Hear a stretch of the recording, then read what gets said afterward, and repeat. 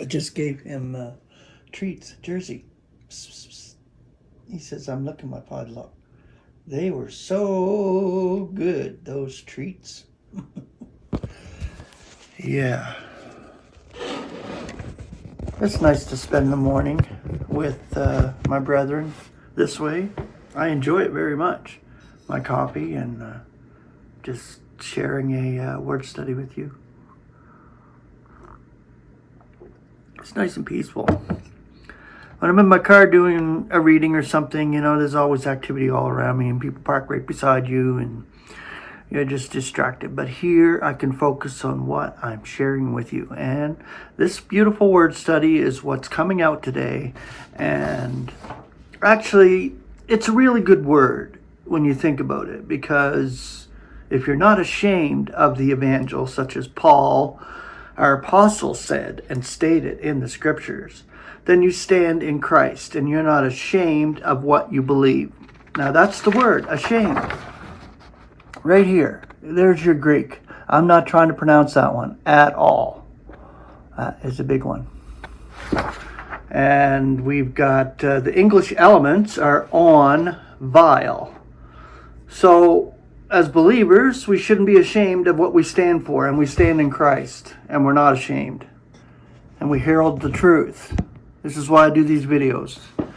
And this is why I share. Because God has given me that calling to be able to come on here and share with you. All right, so the concordant scripture on the word ashamed. 2 Corinthians 10:8. For if ever I, besides, should also be boasting somewhat more excessively concerning our authority, which the Lord gives us for building you up and not for pulling you down, I shall not be put to shame. Beautiful, right there. This is our Apostle Paul. Philippians 1:20, in accord with my premonition and expectation, that in nothing shall I be put to shame, but with all boldness, as always now, also Christ shall be magnified in my body, whether through life or through death.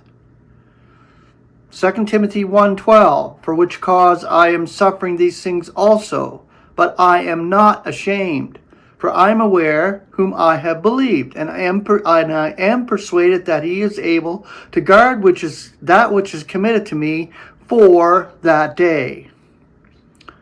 Romans 6:21, what fruit then had you then, of which you are now ashamed? For indeed, the consummation of those things is death. 2 Timothy 1:8, you may not be ashamed then of the testimony of our Lord, nor yet of me, his prisoner, but suffer evil with the evangel in accord with the power of God. 2 Timothy 1:16, may the Lord grant mercy to the household of once of us. I don't know how to say his name either. For he often refreshes me and was not ashamed of my chain. And Romans 1:16, for not ashamed am I of the evangel, for it is God's power for salvation to everyone who is believing, to the Jew first and to the Greek as well.